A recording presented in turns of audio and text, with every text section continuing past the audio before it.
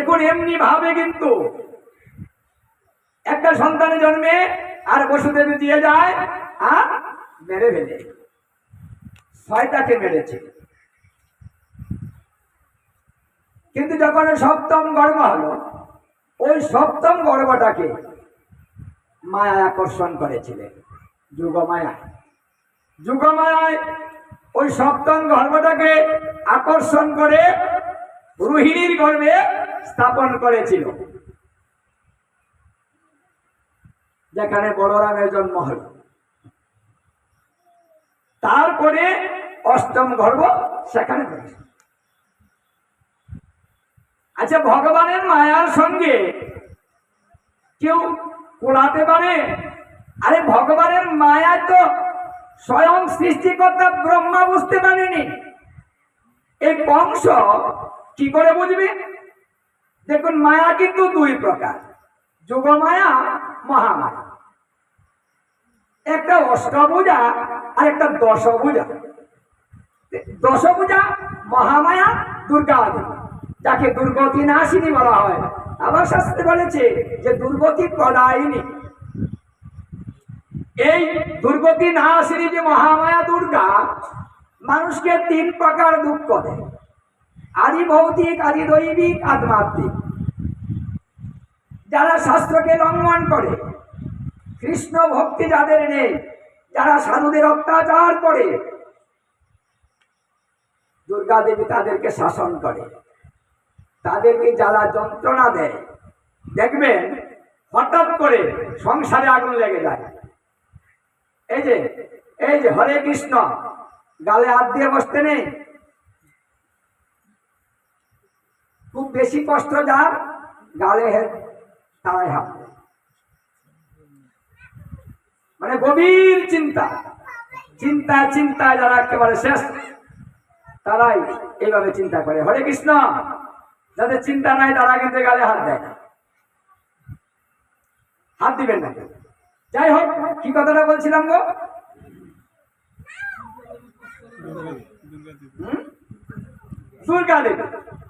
দুর্গা দেবী মানে আমাদের কষ্ট দেয়, তিন প্রকার দুঃখ দেয়। ওটা ভগবানের আদেশেই দেয়। দেখুন, এই মহামায়ায় আমাদের এই পৃথিবী চালায়। মহাপ্রভু বলেছিলেন, যাই যাই মনে করি, যাইতে নাহি পারি, মহামায়ায় আমার পিছনে ধায়। মানে মহামায়াটা মানে এমন মায়া যে ভগবান নিজে সেই মায়াটাকে পরিত্যাগ করতে পারছেন না। মহাপ্রভু যখন সন্ন্যাসে চলে যাবেন, তিনি কথাটা বলেছিলেন যে আমি যাই যাই মনে করি, কিন্তু যাইতে নাহি পারি, মহামায়া আমার পিছনে ধায়। এই মায়ার কারণে আমার বারবার ফিরে আসতে হয়। তাহলে এই সংসার, এই মানুষ কি করে মায়াকে ত্যাগ করবে? সাধারণ নয়। মায়া কাকে ধরে? বলছে কৃষ্ণ বলি যে জীব অনাদি মহির্ম, মায়া ধরে এই সংসারে দেয় নানান দুঃখ। তাহলে মায়া দুঃখ কাহাকে দেয়? যারা কৃষ্ণকে ভুলে যায় তাহাকে দেয়। মানে কৃষ্ণ বলি যে জীব অনাদি বহির্মুখ, মানে কৃষ্ণকে ভুলে গিয়ে, কৃষ্ণ কথা বলে গিয়ে, এই ভাগবতের কথা ছেড়ে দিয়ে, মানে যেন বহিরঙ্গ আনন্দে মেতে যায়।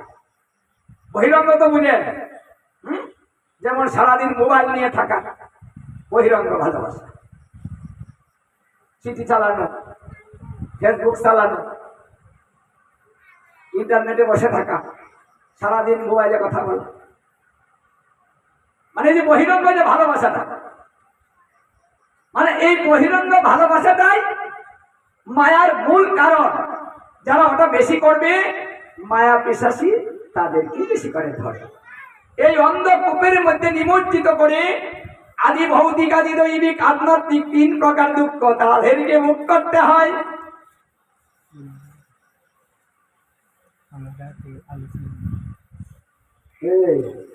কানাকানি করলে তো হয় না, কানাকানি করো কে? হরে কৃষ্ণ, এটা কলিকাল। ভাগবতের প্রথমে সুখদেব গোস্বামী বলেছিলেন যে হে পরীক্ষিত, ভগবান লাভ করা এটা কোনো ব্যাপারই না। কৃষ্ণ দর্শন করতে 7 দিন সময়ই লাগে না, 1 দিন লাগে না, 1 ঘন্টা লাগে না, 1 মুহূর্তের মধ্যে কৃষ্ণ দর্শন করা সম্ভব। কথাটা একেবারে সস্তা। কিন্তু হে পরীক্ষিত মহারাজ, কথাটা একেবারেই সস্তা, কিন্তু তার প্রমাণও আছে। তবে শ্রবণের নিয়মটা আমার কাছে শুনে, মানে কি করে শ্রবণ করলে 1 মুহূর্তের মধ্যে আপনি কৃষ্ণ দর্শন করতে পারেন। মানে যে কথাটা কোনোদিন, কোনো কালে, কোনো মনন্তরে, কোনো কল্পে, কোনো যুগে কেউ শুনেনি, যে কথাটা ত্রিকালজ্ঞ মুনি ঋষিরা পর্যন্ত জানতে পারেন, এই ভাগবতের কথাটা কিন্তু কেউ জানে না। যদি জানতো তাহলে পরীক্ষিত মহারাজ যখন মুনি ঋষিদেরকে বলেছিলেন যে 7 দিনের ভিতরে কি করে কৃষ্ণ দর্শন হবে, কৃপা করে বলুন, তাহলে কিন্তু মুনি ঋষিরাই বলে দিত। কিন্তু মুনি ঋষিরাই কিন্তু বলতে পারেনি। এই কথাটা সুখদেব গোস্বামী বলেছেন, এটা নতুন কথা, যে কথাটা কেউ জানে না, কেউ শুনেনি, কোন শাস্ত্রে লিপিবদ্ধ নেই, সেই কথাটা তিনি বলেছেন। কৃষ্ণ দর্শন করতে যদি 1 মুহূর্ত কাল যথেষ্ট হয়, তাহলে হাজার হাজার বছর তপস্যা করতে হয় কেন? এটা মুনিদের মনে প্রশ্ন ছিল। কিন্তু সুখদেব গোস্বামী যে কথাটা বলেছেন, উনি তো এমনি এমনি বলেন নাই, তার কারণ আছে। কথাটা সত্যতা আছে, তার প্রমাণ আছে। সুখদেব গোস্বামী বললেন, হে রাজা পরীক্ষিত, আমি প্রমাণ নিয়ে এসেছি, আমার কথাটা মিথ্যা নয়, আমি প্রমাণ দিব। তবে শুনুন, আপনার শ্রবণের ভাবটা কেমন হবে।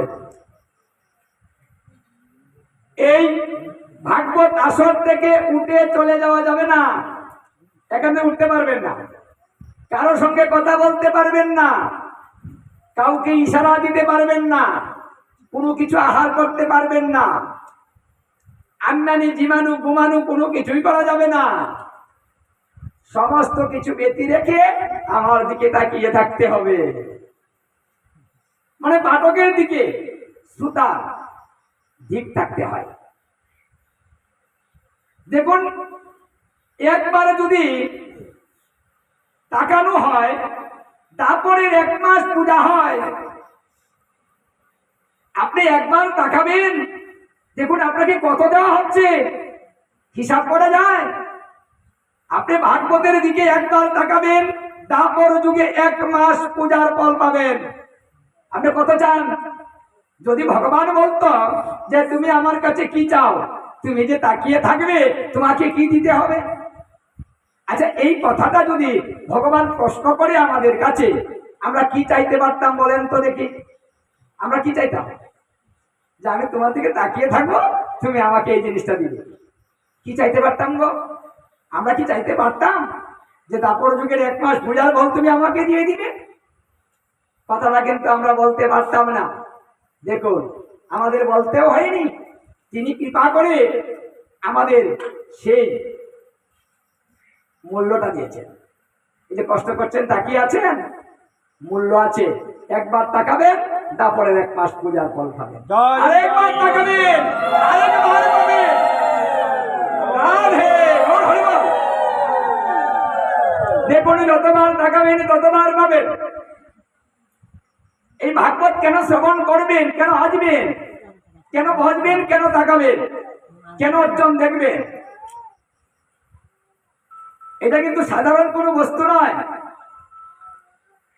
একটা করে কাজ দিবেন, মানে পথ ফেলবেন, একটা করে অশ্বমেধ যজ্ঞ হবে। কথাটা বুঝতে পেরেছেন? যদি ভাগবতে কেউ যান, মানে বাড়ি থেকে সিদ্ধান্ত নিয়ে আমি ভাগবতে যাচ্ছি, ওই বাড়ি থেকে ভাগবত অবধি আসা পর্যন্ত যতগুলা কদম হবে, ততগুলা অশ্বমেধ যজ্ঞ হবে। কথাটা বুঝতে পেরেছেন? তাহলে আপনার হাঁটার কত দাম? ভাগবতে হাঁটলেও লাভ। ত্রেতা যুগের ধর্ম হাঁটলেই হয়, দাপর যুগের ধর্ম চেয়ে থাকলেই হয়। কলিকালের ধর্ম শ্রবণেই হয়, সত্য যুগের ধর্ম একাদশী করলেই হয়, সত্য যুগে 12 বৎসর ধ্যান করলে যা হয়, ত্রেতা যুগে 1 বৎসর যজ্ঞ করলে তা হয়, ত্রেতা যুগে 1 বৎসর যজ্ঞ করলে যা হয়, তারপর যুগে 1 মাস পূজা করলেও তা হয়, আর তারপরে 1 মাস পূজা করলে যা হয়, এই কলিকালে একদিন হরিনাম সংকীর্তন করিলে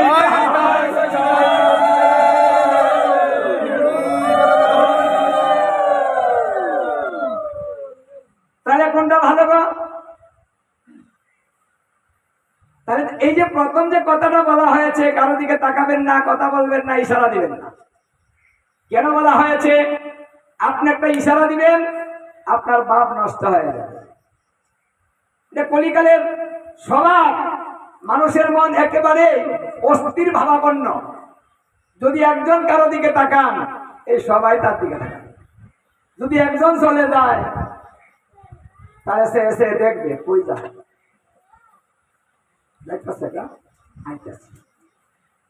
মানে ও যাচ্ছে আর মনে মনে বলছে আমিও আসতেছি, মানে মনটা উঠে যায়। তাই সুখদেব গোস্বামী বলেছিলেন যে একটা মানুষের মন মাত্র 48 মিনিট পর্যন্ত স্থায়িত্ব লাভ করে, তারপরে মন উড়ু হয়ে যায়। যদি বিশ্বাস না করেন, তাহলে আপনি গড়ি ধরে বসেন, যে কোনো ধর্মীয় অনুষ্ঠানে যাবেন, ভাগবতে যাবেন, নাম কীর্তনে যাবেন, সেখানে আপনি গড়ি দেখে বসবেন, কখন বসলেন আপনার মনটা কখন উড়ু হবে। 48 মিনিটের উপরে আপনার একটা মন ধরে রাখতে পারবেন না। এটা কলির স্বভাব। এই জন্য সুখদেব গোস্বামী বলেছেন, হে পরীক্ষিত মহারাজ, যেহেতু 48 মিনিটের পরে মানুষের মন চঞ্চল হয়ে যায়, অন্যদিকে ধাবিত হয়, এই জন্য ভাগবতে সিদ্ধান্ত দিয়েছে 48 মিনিটের ভিতরে সে কৃষ্ণ দর্শন করিতে পারে। মানে যতটুকু সময়ের মধ্যে আপনার মন স্থির থাকবে, ঠিক এতটুকু সময়ের মধ্যে আপনি কৃষ্ণ দর্শন করতে পারেন। এই কথাটা কিন্তু ভাগবত সিদ্ধান্ত। এই জন্য ভাগবতকে বলা হয় সুসিদ্ধান্ত। মানে ভাগবত ভিন্ন, আপনি সুসিদ্ধান্ত পাবেন না। আমাদের সমস্ত শাস্ত্রের মূল তত্ত্ব, এটা মূল সার। মানে আমরা কলিকালের মানুষ তো বেশি গ্রন্থ করতে পারবো না, আমাদের তো অনেক গ্রন্থ। কলিহত জীব কি এত গ্রন্থ করতে পারে? সময় আছে? এখানে এসেছেন কয় ঘন্টা হয়েছে? 2 ঘন্টা হয়েছে। এই যে বসেছেন 2 ঘন্টা হয়েছে, হয়নি, এখনো বাকি আছে। কিন্তু দেখুন, এই 2 ঘন্টায় কিন্তু বসে থাকা যাচ্ছে না, মন চলে গিয়েছে অর্ধেক বাড়িতে। কেউ কেউ বিপদে পড়ে বসে আছে, শেষও করে না, যেতেও পারি না, না জানি কি হইতেছে, কথা খান আবার কি করে, মানে সন্তান ঘুমিয়ে আছে, উঠে গেল কিনা, মানে বিভিন্ন চিন্তা ভিতরে প্রবেশ করে ফেলেছে। এখানে বসে আছেন কিন্তু মনটা নেই। তাহলে যে জীব একটু সময় বসতে পারে না, ওই যে উঠে পড়ে, তাহলে সেই জীব কি করে ধর্ম করবে? আরে গুরুদেব যদি সন্ধান করতে বলে, মন্ত্রটা একটু লম্বা করে দেয়, তাহলেই বলে গুরুদেব এত লম্বা মন্ত্র জপ করার সময় কোথায়, একটু খাটো করে দেওয়া যায় না? 108 বার না, ও গুরুদেব 18 বার দেওয়া যায় না। মানে গুরুদেবের কাছে শিষ্যরা বলে মানে সময় নেই তো, অনেক সংসার চালাতে হয়, অনেক কাজ করতে হয়, অথচ এই কথাটা একেবারেই মিথ্যা কথা। মানুষ বলাই পটু, কাজে কম, নিজে হয় নিজের জম। মানুষ কিন্তু বলাই খুব ভালো, কিন্তু কাজই বেশি ভালো। সময় কিন্তু অসংখ্য আছে, কথা বলতে দেন না। একটা মোবাইল কি ছাড়বে? যতটি কল আসবে ততটি ধরবে। এ রান্না বসানো হয়েছে, এ পুড়ে যাচ্ছে, ছাই হয়ে যাক, কিন্তু কলটা ধরতে হবে।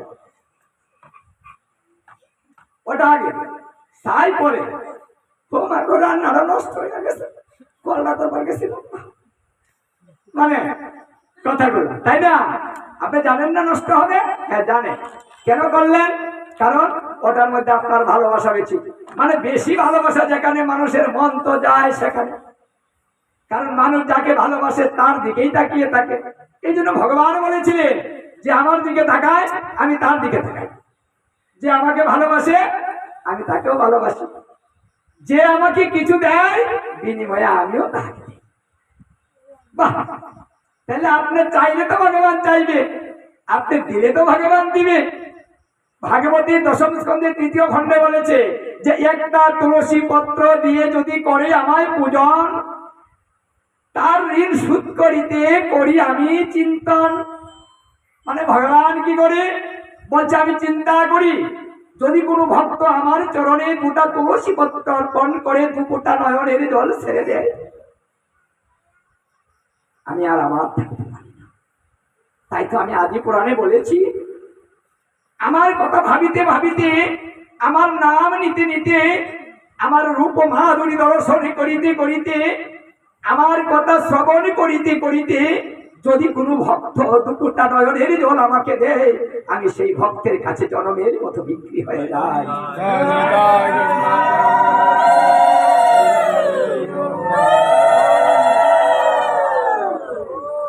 মানে ভগবান বললেন আমি আমার থাকি না, আমি তার দাসত্ব স্বীকার করি, আমি দাস হয়ে যাই। এখানে একটা কথা আছে, দাস শব্দটা কত ছোট, যে ভগবান নিজে দাস হতে চান এবং স্বীকার করেছেন আমি ভক্তের দাসত্ব স্বীকার করি। আমরা এই জগতের মানুষগুলাই মনে করি দাস টাইটেলটা সর্বনিম্ন, আর ভগবান সেই নিম্ন টাইটেলটা বেছে নিলেন যে আমি দাসত্ব স্বীকার করি, আমি তার দাস হয়ে যাই। এই জন্য ভাগবত বলছে, বিশ্বনাথ চক্রবর্তী তার ভাগবতের টিকায় বলেছেন যে দাস সবাই হতে পারে না, সব টাইটেল সবাই দিতে পারে। দাস হওয়া তো সাধারণ কথা নয়। জীব নিত্য কৃষ্ণ দাস তাহা বলি গেল, সেই কারণে মায়া বিশ্বাসী গলায় বাঁধিল। আমরা যখন নিজেকে ভগবানের দাস স্বীকার করি না, এই ভুলের কারণে মায়া বিশ্বাসী আমাদের গলায় বাঁধে। কৃষ্ণ সূর্য সম, মায়া গুরন্ধকার, জৈসে কৃষ্ণ তৈসে নাহি মায়ার অধিকার।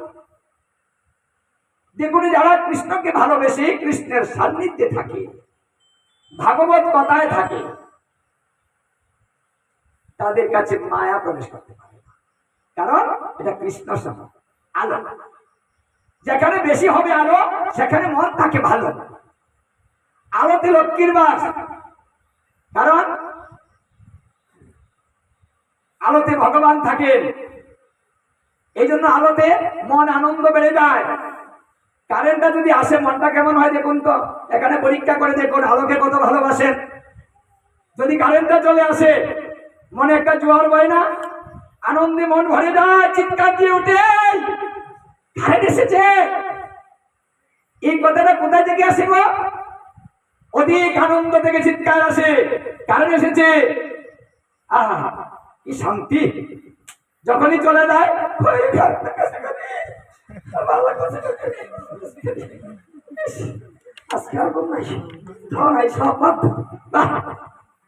কারেন্ট চলে গেল, আপনি সব মন নষ্ট হয়ে গেল। তাহলে এর সঙ্গে আমাদের মনে একটা যুগ আছে, ভালোবাসা আছে, সম্বন্ধ আছে আমাদের, তাহলে তার জন্য এত খারাপ লাগে কেন? তাই বলছে মায়া পিশাচী ওই অন্ধকারে বাস করে, তাই অন্ধকারে অলক্ষ্মীর বাস।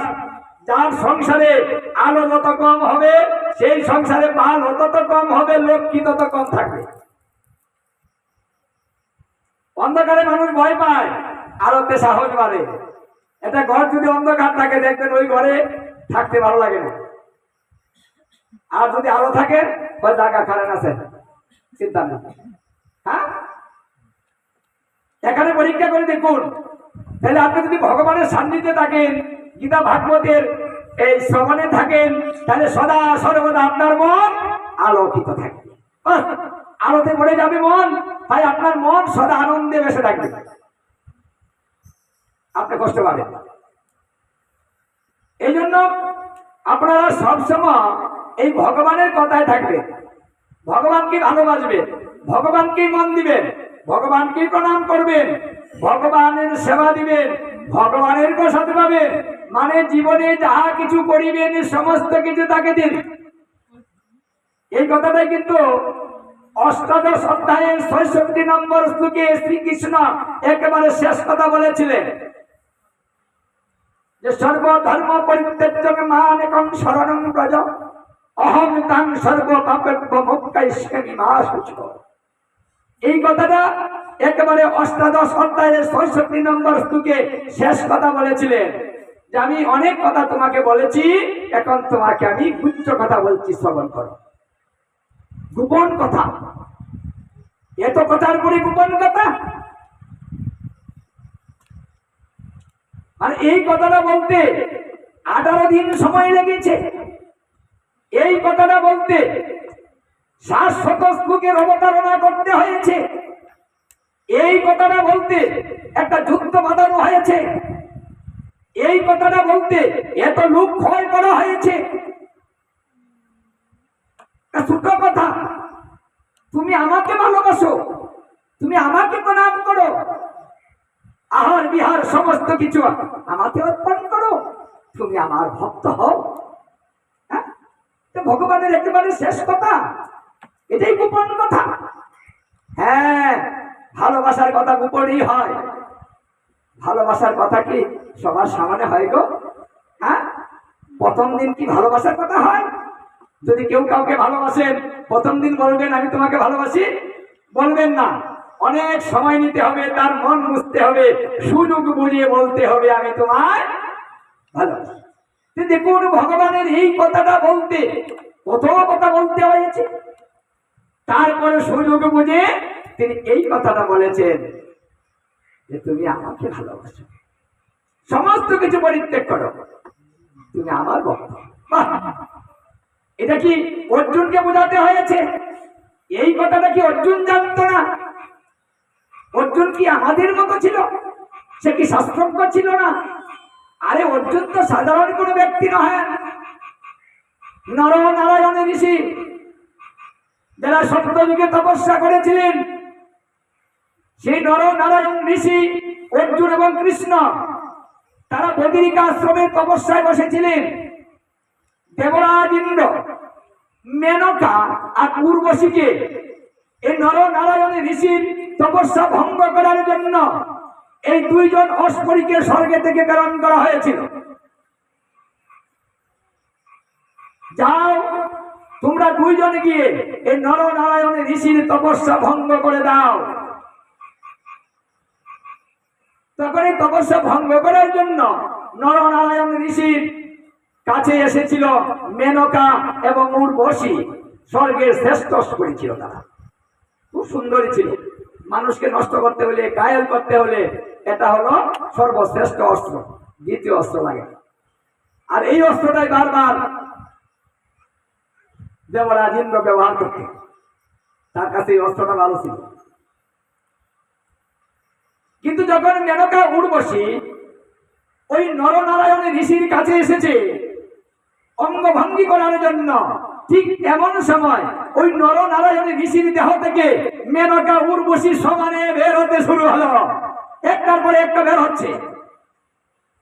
মানে এই দৃশ্য দেখে থমকে দাঁড়ালো। ব্যাপারটা কি? আমরা যাদেরকে মানে নষ্ট করতে এসেছি, ধ্বংস করতে এসেছি, তপস্যা ভঙ্গ করতে এসেছি, ওদের দেহ থেকে আমাদের মতো মেনকা উর্বশী শত শত বেরোচ্ছে। উর্বশী বেরোচ্ছে আর নরনারায়ণ ঋষিকে প্রণাম করে ঊর্ধ্বলোকে গমন করছে। একটা দুটা নয়, সমানে বেরোচ্ছে। এই দৃশ্য দেখে মেনকা উর্বশী বলেছিল, এই দেখ দেখ, ও কি সাধারণ মানুষ, তাকে আর কি ধ্বংস করবো? আরে আমাদের মতো তার দেহের ভিতরে কত, আর তাকে আমরা ধ্বংস করতে এসেছি। চল চল আমরা স্বর্গে চলে যাই। অপারক হয়ে দেবরাজ ইন্দ্রের কাছে গিয়ে বলেছিল, হে দেবরাজ, তুমি যাদেরকে ধ্বংস করতে পাঠিয়েছ সে সাধারণ মানুষ নয়, আমাদের মতো উর্বশী আর মেনকা, তার দেহের মধ্যে শত শত বড়া সমানে বেরোচ্ছে আর উত্তরকে গমন করছে। আরে তোমার কাছে মাত্র দুইটা, আমরা দুইজন, দ্বিতীয় মেনকা উর্বশী নেই, তাই আমাদের দ্বারাতে সম্ভব নয়। ওই নরনারায়ণী ঋষি বদ্রিকা আশ্রমে বসে তপস্যা করেছিল বিদায় ওই বদ্রিকা আশ্রম এত পবিত্র হয়েছে। ঠিক এই সেই বদ্রিকা আশ্রমে বসে আমাদের সমস্ত শাস্ত্র লিপিবদ্ধ হয়েছে। এই বদ্রিকা আশ্রমে বসেই কিন্তু এই সমস্ত গ্রন্থগুলো রচনা করা হয়েছে, লেখা হয়েছে। বেদব্যাস মুনি ঠিক এখানে বসেই আমাদের সমস্ত গ্রন্থকে রচনা করেছে। এটা পবিত্র জায়গা। তাই আসুন আমাদের দ্বিতীয় চিন্তা না করে আমরা যদি ভগবানের শরণাগত হই, তাহলে আমাদের দ্বিতীয় কোনো চিন্তা করতে হবে না। কেউ কারো ক্ষতি করতে পারে না। আপনি ভগবানকে ভালোবেসে দেখুন, আপনার ক্ষতি কেউ করতে পারবে না। হাজার হাজার লোক থাকবে আপনার বিপক্ষে, আপনি একা থাকবেন এক পক্ষে। এই কথাটাই শিক্ষা দেওয়া হয়েছে কুরুক্ষেত্রে যুদ্ধে। জয় কার হয়? ভগবান কার পক্ষে থাকে। লোক বেশি হলে কি তার জয় হয়ে যায় না? যদি তাই হতো তাহলে 5 ভাই কখনো তাদের সঙ্গে পারত না। তবে সত্যের জয় চিরদিনেই হয়। সত্যের কাছে ভগবান থাকে, মিথ্যার কাছে ভগবান থাকেন না। এই জন্য আমরা যদি সংখ্যায় কম হই, সত্যকে ধরে রাখি, তাহলে আপনার সৌন্দর্য দিন দিন বৃদ্ধি প্রাপ্ত হবে। এটাই নিয়ম। কারণ ভগবান যাকে ভালোবাসে তার সৌন্দর্যই বৃদ্ধি পায়। ভগবান যাকে ভালোবাসে না তার সৌন্দর্য কখনো বৃদ্ধি হতে পারে না। দেখুন, ভগবান শ্রীকৃষ্ণ এসেছেন আমাদের জন্য। আজকে আমরা কষ্ট করছি। আরে ভগবান কি কষ্ট করতে আসেননি পৃথিবীতে? এই পৃথিবী কি সুখেরই জায়গা? চৈতন্য মহাপ্রভুকে দেখা যায় যে যখন তিনি সন্ন্যাস নিয়েছিলেন, সন্ন্যাস নেওয়ার পরে যখন তিনি গাম্বিলায় বাস করতেন, তিনি শীতের মধ্যে একটা কলা পাতা বিছাতেন, একটা পাথরকে শীতান দিয়ে তিনি ঘুমাতেন। আমরা তো খুব আনন্দে আরামে আছি, নরম বিছনায় ঘুমাই, ভালো বালিশ, হ্যাঁ, ভালো লেপ, ভালো কম্বল, দামি কাপড় চুপড়। আর ভগবান কিনা কলার পাতা বিছালেন, একটা শক্ত পাথরকে শীতান দিলেন, দিনে একবার আহার করতেন। কেন করছেন? এই কষ্টগুলা কার জন্য করেছেন? তাহলে কি ভগবান বিপদে পড়েছেন? মানে ভগবান এই উদ্ধার হবেন বিদায় এই কাজটা করলেন? মানে জগৎ সৃষ্টি করে তিনি মহাবিপদে বললেন, এখন তিনাকে উদ্ধার হতে হবে, তাই তিনি এত কষ্ট করলেন। এই বিধানগুলা করলে ভগবান মুক্ত হবে তাই দিলেন। মানে আমাদের যে ভাব সেই ভাবে তো তাই মনে হয়। যদি তাই ভাব হবে না, তাহলে আমরা কেন ভগবানকে ভালোবাসি না? কেন ভগবানকে ভালোবেসে একটা রাত জাগরণ করতে পারি না? ব্রহ্মা বলেছিলেন, যদি কেহ ভগবানের একটা রাত্র জাগরণ করে, যেমন আজকে ভগবানের রাত্র, আজকে কার জন্য করছি? পরমেশ্বর ভগবান শ্রীকৃষ্ণের জন্য করছি। এই রাত্র যদি একটা পালন করা হয়, তাহলে ব্রহ্মার এক রাত্র সেই ভক্তকে দান করা হয়। কথাটা লক্ষ্য করুন। আমরা যদি একটা রাত্র জাগরণ করি, তাহলে ব্রহ্মার একটা রাত্র আমাদের দান করবে। এখন আমাদের রাত্র ব্রহ্মার রাত্র কিন্তু একরকম নয়। আমাদের রাত্র কয় ঘন্টা? বড় জোর 12 ঘন্টায় হয়, কিন্তু ব্রহ্মার একটা রাত্র 432 কোটি বৎসরে হয়। হিসাব করে দেখুন তো ভগবানের ভালোবাসাটা আমাদের প্রতি কত। আমরা কতটুকু ত্যাগ করি আর ভগবান কতটুকু দিচ্ছেন। আমরা এক রাত জাগবো, কয়েক ঘন্টা, আর ভগবান কিনা 432 কোটি বৎসর আমাদের দিয়ে দিবেন এক রাত্রের বিনিময়ে। তারপরে আমরা একটা রাত জাগরণ করতে পারি না। যদি এই জন্মতিথি কোনো ব্যক্তি পালন করে, তার শত জন্মের পাপ আমি বিনষ্ট করে দিব। এই কথা শ্রীকৃষ্ণ নিজে বলেছে, বসুদেবের কাছে বলেছিলেন।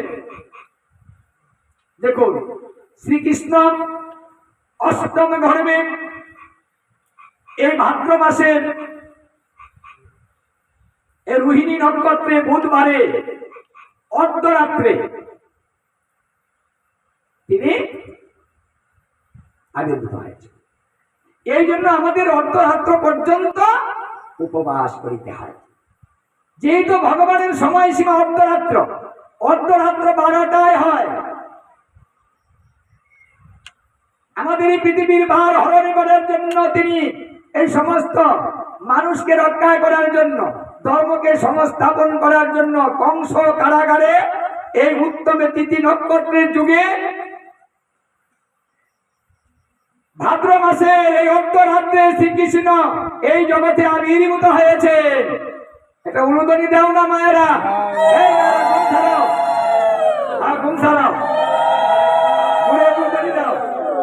মানে ঘন ঘন ধ্বনি দিবা, ঘুমটা ছেড়ে যাবে। আপনি উলুধ্বনি দিবেন 3টা, ব্রহ্মা বিষ্ণু মহেশ্বর সবাই খুশি হবে। 3টা উলুধ্বনি দিলে 3 জনের হয়। এটা ব্রহ্মধ্বনি, এটা মনে আনন্দ বাড়ায়, এই জন্য উলুধ্বনি দিতে হয়। ঘুমাবেন না, যারা ঘুমাবেন তারা ঠকবেন, তারা তাকাবেন তারা জিতবেন। যারা উপবাস করেছেন তারা জিতেছেন, যারা করেন নাই তারা কিন্তু জিততে পারেন নাই। এই জন্মতিথিতে রাতের 12টার পূর্বে যদি কোনো ব্যক্তি 1 ফোঁটা জল গ্রহণ করে, তার 1 ফোঁটা একটা সাগরে পরিণত হয়। কথাটা লক্ষ্য করুন। আপনি কেন করবেন এই কথাটা শ্রীকৃষ্ণ বসুদেবের কাছে বিধানটা নিজে বলেছিলেন। যখন বসুদেব বলেছিলেন যে হে কৃষ্ণ, তোমাকে জগৎ মনে রাখবে কি করে, তিনি তার একটা ব্যবস্থা, যেন তোমাকে জগৎ কোনোদিন বলে না, এমন একটা ব্যবস্থা করবে। এই কথার উত্তরে শ্রীকৃষ্ণ বসুদেবকে বলেছিলেন, হে পিতা, আমি ব্যবস্থা করছি, আপনি যখন বলছেন আপনার কথা আমি রাখবো। আমাকে মনে রাখার জন্য আমার জন্মতিথিটাই যথেষ্ট, মানে আমাকে মনে রাখার জন্য। যদি কেউ আমার এই জন্মতিথি পালন করে, প্রতি বছর আমার এই জন্মতিথি আসবে, ওই জন্মতিথিতে সবাইকে ব্রত ধারণ করে আমাকে সারাদিন মনে রাখতে হবে, মানে সারাদিন আমাকে নিয়ে ভাববে। আমি যখন জন্মগ্রহণ করেছি ঠিক তার পূর্বে 1 ফোঁটা জল গ্রহণ করবে না। এইভাবে যদি কোনো ভক্ত আমার জন্য অপেক্ষা করে, আমি তার 100 জন্মের পাপ বিনষ্ট করে দেব। আমি কথা দিলাম।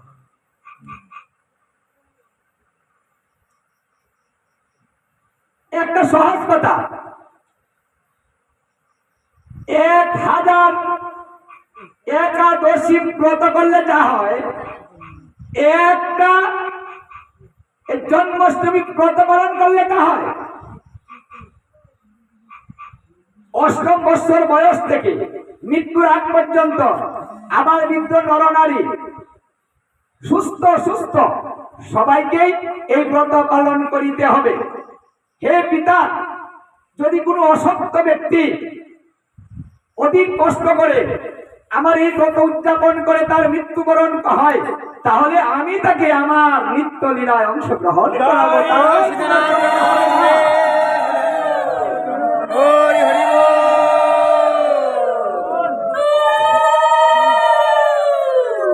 তাহলে আপনি কেন ঘুমাবেন?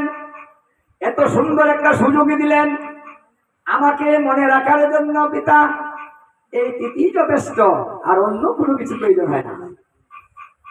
সহজ কথা, আমি কঠিন বিধান দেওয়া হয়েছে। বলতে পারেন যে ভগবান পৃথিবীতে আসবেন, ভালো কথা। না খেয়ে থাকবো কেন, এটা তো ভালো কথা নয়। এটা আসতে পারে যে ভগবান আসবেন, ভালো কথা। যে সারাদিন না খেয়ে মরবো কেন আমরা? আরে ভগবান আসছেন, সেটা তো আনন্দের কথা, তাই না? এই দিন আনন্দে আরো ভালো মন্দ খাবো। মানে আমাদের যদি বাড়িতে আনন্দ হয়, কি খান গো? ভালো মন্দ খান না? ভালো মন্দ তো চিনেন। আমরা আবার মন্দটা খাই না, ভালোটা খাই। আর সবাই কিন্তু বেশি বেশি মানুষগুলা কিন্তু ভালোটা আর মন্দটা দুটা মিশিয়ে খায়। আজকে তো ভালো অনুষ্ঠান, একটু মানে লম্বা লম্বা টুকাটে মানে মানে ভালো মন্দ, ভালো করবেন মন্দ করবেন, দুটা মিশ্রণ করবেন, শুধু ভালোটা তো খাবেন না, এটাকে ভালো মন্দ বলে, তাই না? যাই হোক, খালি ভালো কোনটা? যদি আপনি ভগবানের প্রসাদ গ্রহণ করেন, সেটা আপনার শুধু ভালো পেলেন, হরে কৃষ্ণের মধ্যে খারাপ নাই, ওটাই তো আর সবাই পছন্দ না, তাই না? যাই হোক, এক জায়গায় ভাগবত পাঠ করেছিলাম, আর এক বাড়িতে বিবাহ ছিল। এই বাড়িতে এই সবজি টবজি রান্না করেছে, সিদ্ধ করেছে, আর ওইখানে করে ভালো ভালো করেছিল ভাগবত পাঠের মানুষ। ব্যাপারটা কি, লোক হয় না কেন? বলছে লোক হবে কি করে? ওইখানে যে আয়োজন হয়েছে, ওই একদিন ভাগবত না শুনলে কি উপরে কি ওই একাদশীটা চাই রে দে, এই খাওয়াটা কিন্তু প্রতিদিন আইব না, একাদশী তো আরেক 15 দিন পরে আইতে আছে, তাই রে দে গুরুদেব আদেশ দে। হ্যাঁ, মানে গুরুদেবকে আদেশ দিতে বলে। দেখেন আমাদের লোক কি না, আমরা কেন পারবো না? হ্যাঁ, যাই হোক, তিনি ভগবান এত সুন্দর একটা সুন্দর বিধান দিয়েছেন, আপনি খাবেন না, না খেয়ে থাকবেন কেন? প্রশ্ন। তাহলে প্রশ্নের উত্তর হলো এই যে যদি বাড়িতে কোনো বিশেষ অতিথি আসে না, বাড়িতে অতিথি, বিশেষ অতিথি, যার জন্য আপনি ভালো আয়োজন করলেন, কে আসছে গো? ওই অমুক দূরতে ভালো অতিথি আসতেছে, তাদের জন্য অনেক রান্না হলো। আচ্ছা, ওই রান্নাটা করে আপনারা কি খেয়ে ফেলেন? কি করে ও মায়েরা? রান্না করার পরে কি খেয়ে ফেলেন না কি করে? না অপেক্ষা করেন যে তারা আসবে, তাদেরকে সেবা করাবো, তারপরে আমরা সেবা করবো, এই তো? নাকি আইতে যখন দেরি হইতেছে খাইয়ালো শেষ করে দিন, এই কাজটা করেন? করেন না। খিদে পেয়েছে, মা বলছে এই অমুকের বাবা শুনছ, তুমি দিলা খাইয়ালো, হয় না? তোমার খিদা লাগছে, লাগুক বা খিদা লাগছে রে, কি করে খাই। দেখেন মায়েরা তো বুঝে যে বাবারা খিদাটা কখন লাগে, এটা কিন্তু মায়েরা ভালো বুঝে, তাই বারবার তাক দেয় তুমি দুইলা নাও, তুমি দুইলা নাও। কিন্তু বাবা কিন্তু নেয় না, হয় না ওরা আসুক, কষ্ট হোক, এটা একবারে না, তাই না? যদি আমরা একজন বিশেষ অতিথির জন্য আমরা এত অপেক্ষা করে থাকতে পারি, তাহলে যিনি আজকে আসছেন তিনি আমাদের কেমন অতিথি গো? উনি কি কোনো বিশেষ ব্যক্তি? যিনি আসছেন তিনি অনন্ত কোটি ব্রহ্মাণ্ডের মালিক, তিনি তো সাধারণ কেউ নয়। আজকে যারা অপেক্ষা করে বসে আছেন যে হে পরমেশ্বর ভগবান শ্রীকৃষ্ণ, তুমি আসার আগ পর্যন্ত আমি এক ফোঁটা জল গ্রহণ করিব না, তুমি পৃথিবীতে আসার পরে তোমাকে দিয়ে তারপরে আমি তোমার প্রসাদ গ্রহণ করিব।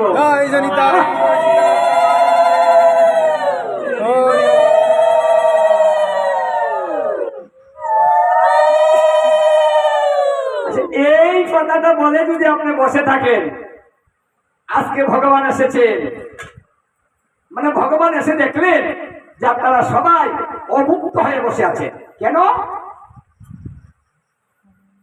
আমাকে এত ভালোবাসে,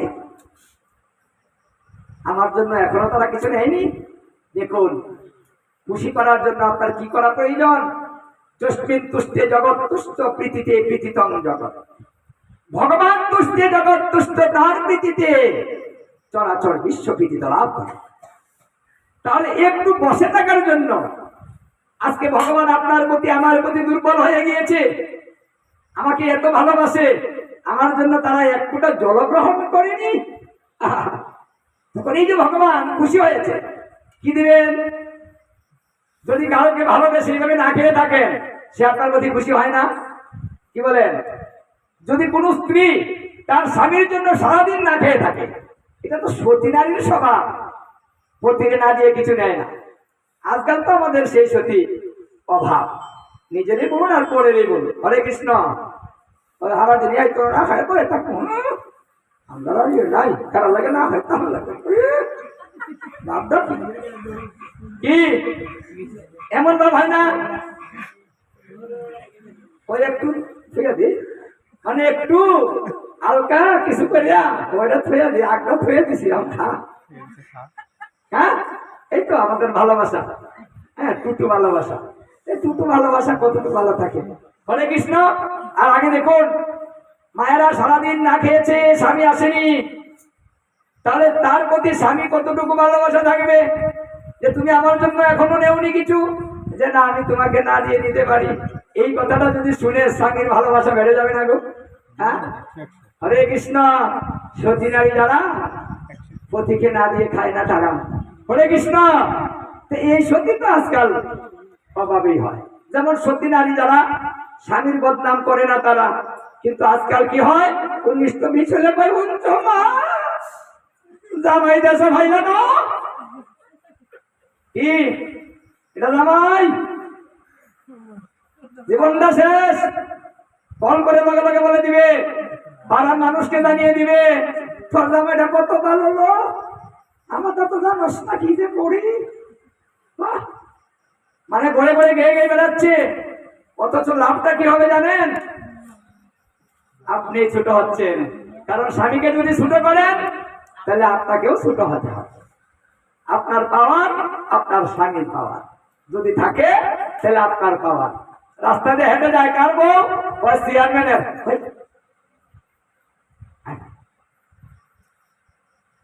কার বউ? লাল সামনে লাল সামনে বউ, মানে ওকে ডাক দিতে ইচ্ছে হবে বা একটু ক্রিটিসাইজ করতে ইচ্ছে হবে, মানে ওকে তো আমি ভয় পাই না।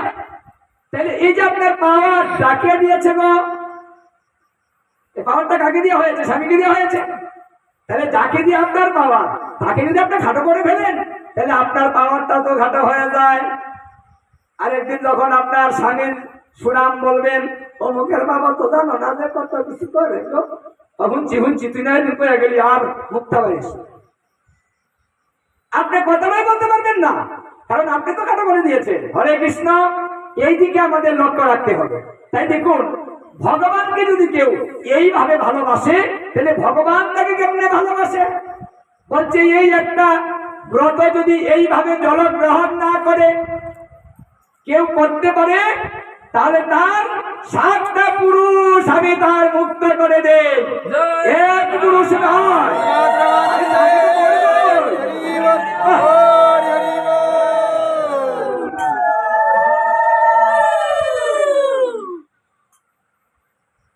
আপনাদের কষ্ট হচ্ছে, ভাগবত আলোচনা অল্প সময় হয় না, অনেক সময় নিয়ে আলোচনা করতে হয়। আজকে আমাদের তারার কারণ সবাই তো কষ্টে আছে। হ্যাঁ, এখন সময় গুনছে সবাই, যার জন্য কিন্তু শ্রবণের যে একটা আগ্রহ সেটা কিন্তু কমে যায় যদি অন্য ভাব ভিতরে থাকে। আজকে তো সবাই দুর্বল। এই দেখেন, বাবারা কিন্তু দুর্বল না। কেন দুর্বল না জানেন?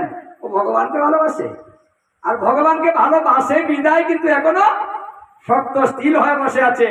আর দেখেন তো কিছু কিছু মায়েরা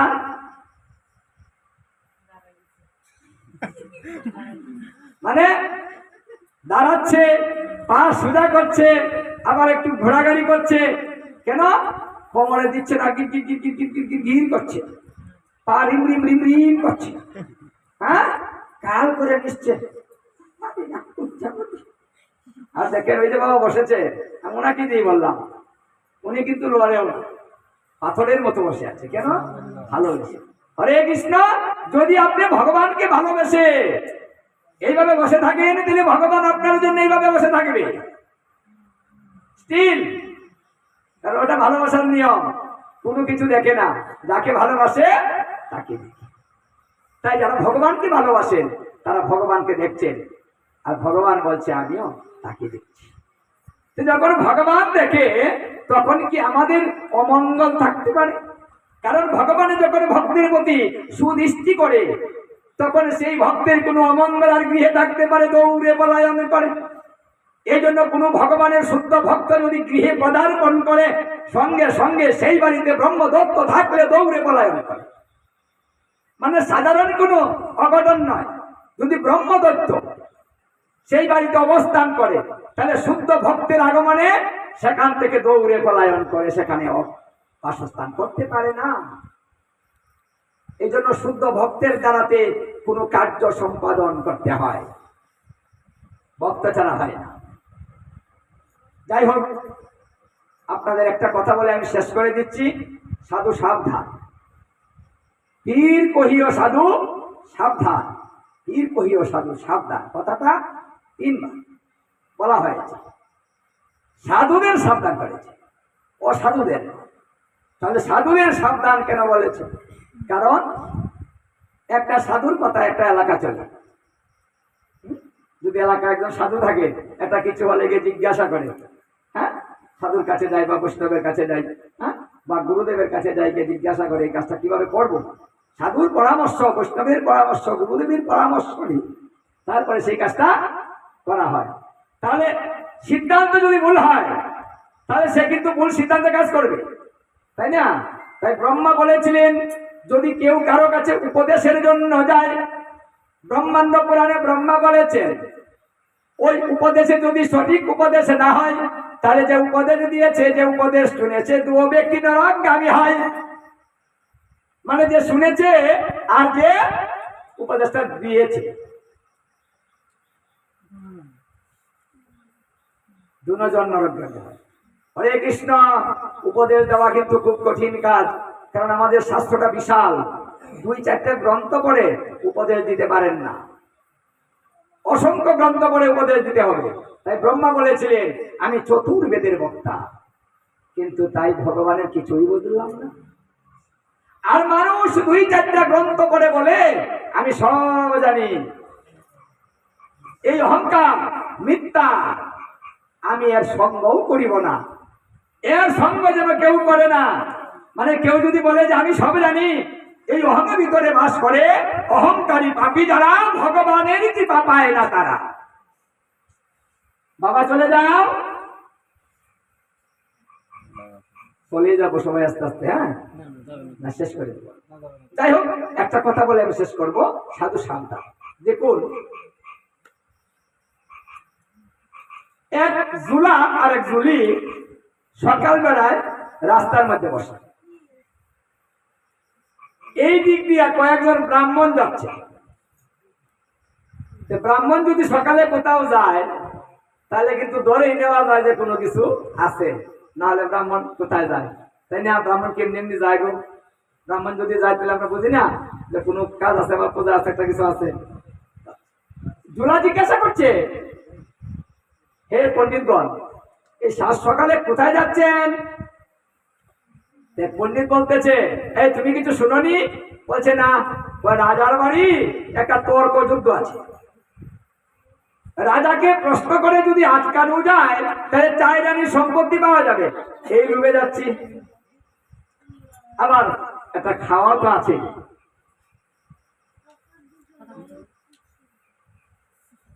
জুলনি বলতেছে, শুনছ, তুমি একটু যাও, তুমি একটা প্রশ্ন করো, আমরা করি, যদি লাগিয়া যায়, আটকা যায় রাজা, 4 রানীর সম্পত্তি পাবো না। দেখ, রাজা হইল এই শাস্ত্রজ্ঞ, আমি জুলা মূর্খ, কোনোদিন গ্রন্থ পড়ি নাই, আমি কি প্রশ্ন করবো? হয়, আরে তোমার দাম মন চাই তুমি তাই দিগাইবা, হইলে হবো না হইলে নেই, এত টাকা লাগে না। হ্যাঁ, মায়েদের কিন্তু চিকন বুদ্ধি আছে, তাই সংসারে যদি বিপদে পড়ে মায়েদের কাছে বুদ্ধি চান, দেখবেন বিপদ থেকে রক্ষা পাবে। এটা প্রমাণ করে দেখতে পারে না। আমরা হয়তো মায়েদেরকে সেভাবে বিশ্বাস করি না, সব কথা বলি না, বিপদে বললে কিন্তু সবাই বলবে, শুনছো তোমার কাছে বলি, হ্যাঁ, আগে কইলা না তুমি আমারে, ছেলা দিব আগে একটা না গো, দিয়ে পরে একটা বুদ্ধি দিব, এই বুদ্ধি মতো চলে বিবর্ষে। যাই হোক,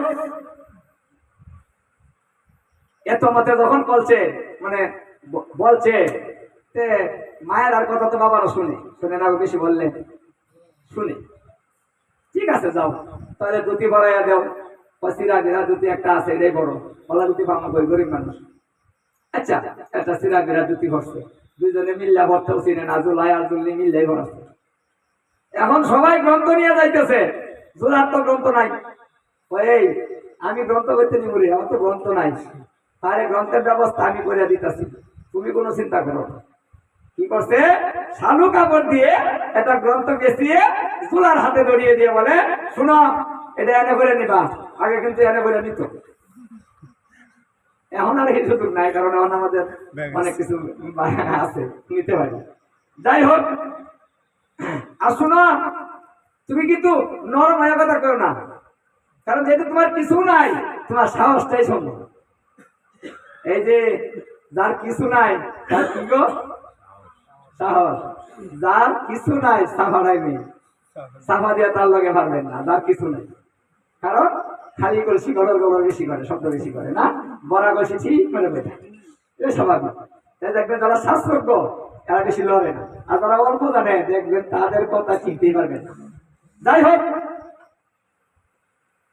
জুল্লি বুদ্ধি শিখাই দিল, মানে দাদে বলতে হবে, যাই বলবা শক্ত ভাবে যাও।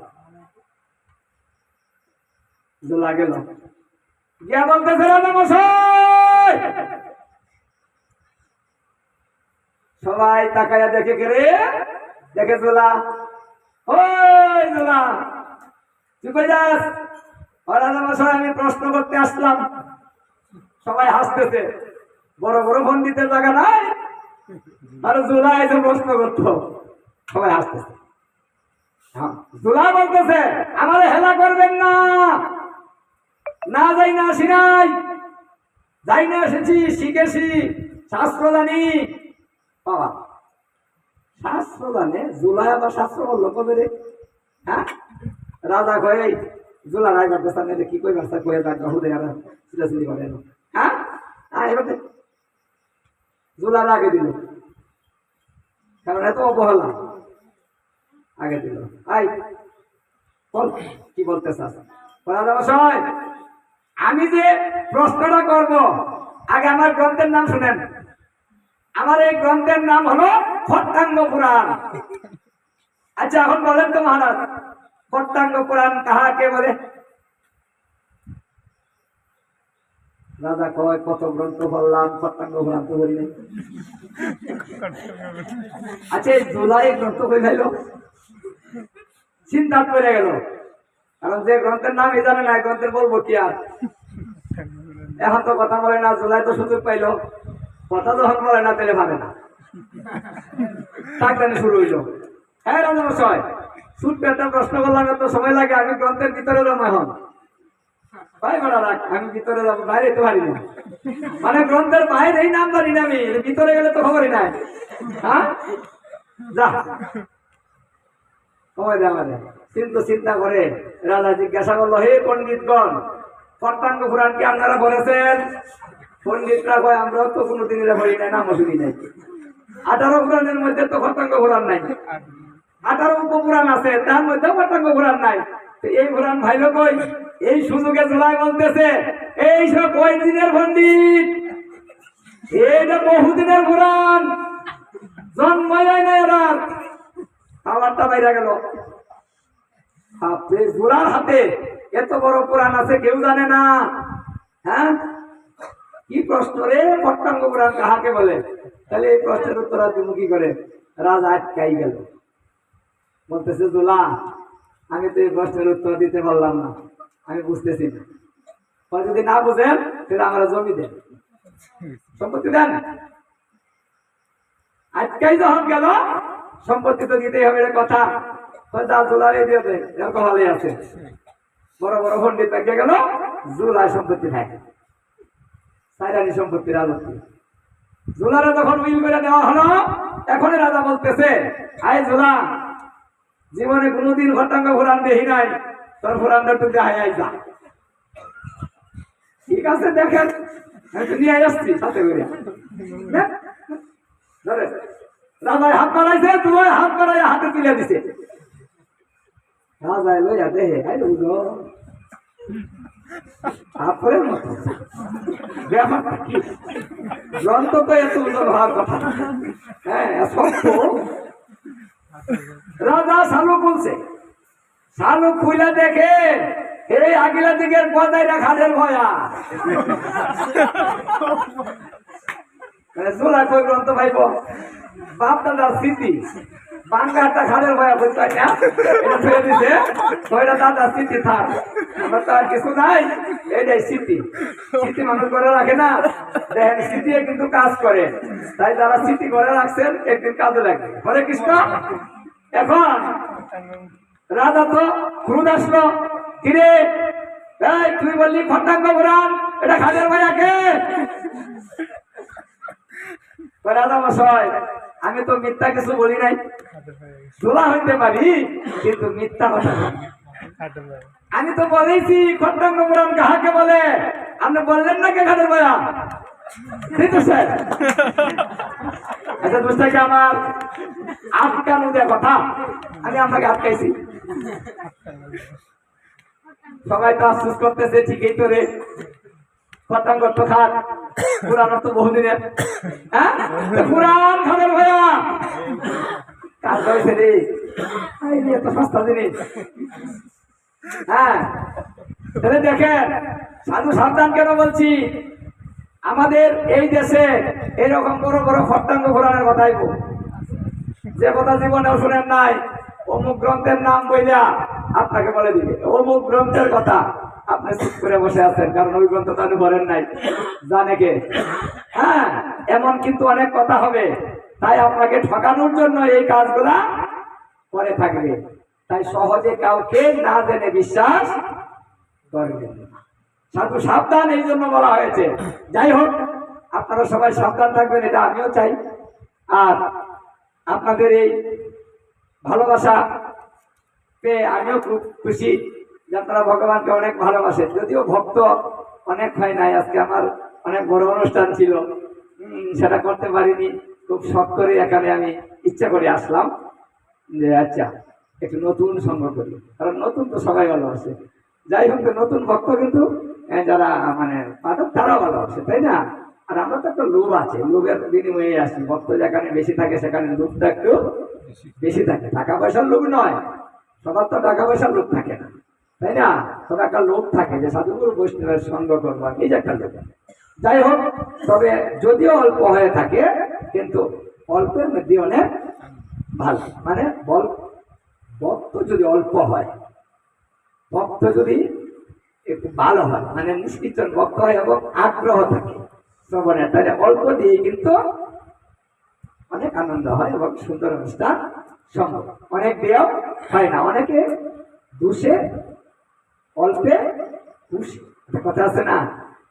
অনেক কথা ভালো না, অল্প কথা ভালো।